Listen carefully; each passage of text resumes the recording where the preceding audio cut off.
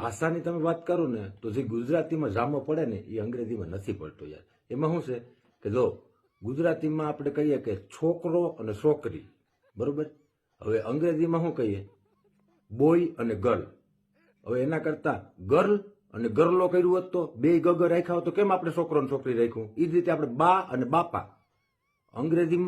અંગ્રેજીમાં તો ફાધર ને મધર બે અલગ અલગ શરૂ થાય અને પાછા સ્પેલિંગ કેટલા. આપણે જો પતિ અને પત્ની અને એમાં હસબન્ડ અને વાઇફ, એમાં એમ ન રાખી દેવાય વાઇફ અને વાઇફો કા હસબન્ડ ને હસબન્ડી.